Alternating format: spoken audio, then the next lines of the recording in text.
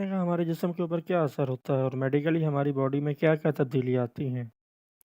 جیسا کہ ہم سب کو پتہ ہے کہ ہماری باڈی کو انرجی اور توانائی کے لیے کھانے کی ضرورت ہوتی ہے۔ ہم کھانا کھاتے رہتے ہیں تو ہمارے جسم کے آرگن، دل، دماغ یا کوئی بھی دوسرے آرگن جو ہوتے ہیں ان تک انرجی پہنچتی رہتی ہے۔ لیکن جب ہم فاسٹنگ کرتے ہیں، جب ہم روزہ رکھتے ہیں تو ایک کافی لمبے گیپ کے اور وہاں سے انرجی توانائی پروڈیوس کرنا شروع کر دیتی ہے۔ اور ہماری باڈی کی جو ریکوائرمنٹس ہیں، ہمارے دل کی، ہمارے برین کی، پٹھوں کی جو ضرورت ہوتی ہے انرجی کے لیے، اس کو پورا کرنا شروع کر دیتی ہے۔ جو ہماری ایکسیس فیٹ ہوتی ہے وہ ٹوٹتی ہے۔ اس کا فائدہ یہ ہوتا ہے کہ ایکسیس فیٹ ٹوٹنے کے ساتھ ساتھ ایسے خلیے، ایسے پرانے خلیے جو کافی عرصے سے ہمارے جسم کے اندر موجود ہوتے ہیں وہ بھی ٹوٹنا شروع کر دیتے ہیں، اور اس سے بھی باڈی کو انرجی ملنا شروع ہو جاتی ہے۔ اس سے ہوتا یہ ہے کہ ہماری باڈی میں ایک ڈی ٹاکسیفیکیشن کا پروسیس شروع ہو جاتا ہے، اور ایسے خلیے جو ہماری باڈی کے لیے نقصان دہ ہوتے ہیں وہ ٹوٹ کر استعمال ہونا شروع ہو جاتے ہیں۔ اب اس میں ہوتا یہ ہے کہ جب ہم کافی وقت کے لیے کچھ کھاتے نہیں ہیں تو ہماری جسم کے اندر انسولین کا لیول کم ہونا شروع ہو جاتا ہے، اور اس وجہ سے ہوتا یہ ہے کہ چربی بننا کم ہو جاتی ہے اور ایکسیس فیٹ بھی ڈپازٹ نہیں ہوتے، جبکہ دوسری طرف جو فیٹ کی میٹابولزم مطلب چربی ٹوٹنا شروع ہو جاتی ہے اور انرجی جو توانائی ہے کے اندر تبدیل ہونا شروع ہو جاتی ہے۔ اور اب دوسری چیز جو بہت اہم ہے وہ یہ ہے کہ ہم افطار کے وقت کھانے میں کیا استعمال کرتے ہیں۔ اگر ہم سارا دن فاسٹنگ روزے کے بعد افطار کے وقت ایسی چیزوں کا استعمال کر لیتے ہیں جن کے اندر مصنوعی شوگر، آرٹیفیشل شوگر بہت زیادہ ہوتی ہے، تو اس کا کوئی فائدہ نہیں ہے۔ ہوتا یہ ہے کہ ہماری باڈی اتنے گھنٹے بھوکا رہنے کے بعد اپنے آپ کو خود بخود بیلنس کر لیتی ہے۔ باقی ساری چیزوں کو میٹابولزم کے ذریعے، فیٹ کی بریک ڈاؤن کے ذریعے، مطلب چربی کو توڑ کے ہماری باڈی ایک بیلنس لیول کے پر آ جاتی ہے خود بخود۔ تو ہمیں کوئی ایکسیس گلوکوز، مطلب ایکسٹرا گلوکوز یا ایکسٹرا کوئی چیز کھانے کی ضرورت نہیں ہوتی۔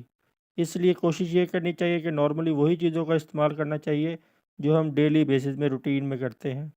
اگر ہم پھر سے وہی چیزیں استعمال کریں گے جیسا کہ آئلی چیزیں، تلی ہوئی چیزیں، سموسے، پکوڑے یا آرٹیفیشل شوگر، مصنوعی شوگر کا استعمال کریں گے، چینی وغیرہ کھائیں گے، تو فائدہ ہونے کے بجائے الٹا ہماری باڈی کو نقصان ہوگا۔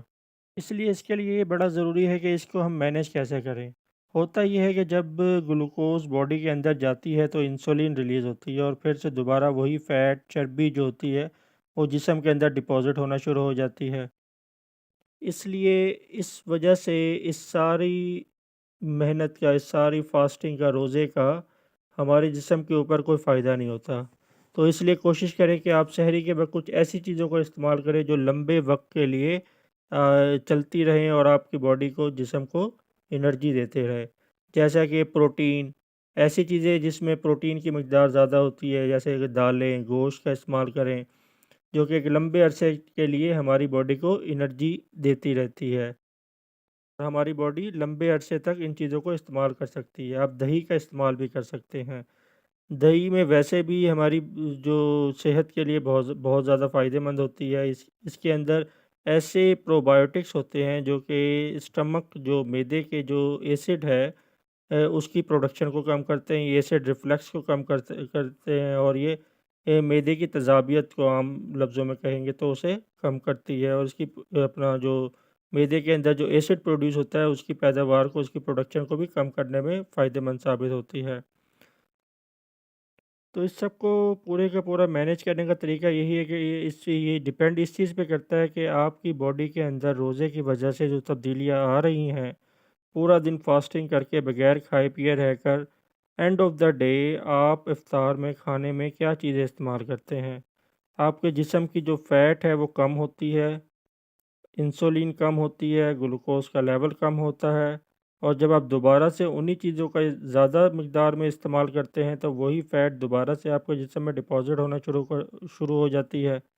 تو کوشش کریں کہ اپنی روٹین، ڈیلی روٹین کے رمضان کے اندر تبدیل کریں تاکہ میڈیکلی آپ کے جسم کے اندر مثبت اور پازیٹیو تبدیلیاں آ سکیں، اور جو اضافی فیٹ، چربی ہے آپ کے جسم میں، اس کو بھی کم کیا جا سکے۔ امید کرتا ہوں کہ میری بات آپ کی سمجھ میں آ گئی ہوگی۔ اللہ تعالیٰ سے دعا ہے کہ ہماری زبان کی لکنت کو ختم کر دے اور ہمارے علم کو عام لوگوں کے لیے فائدے کا سبب بنا دے۔ آمین۔ شکریہ۔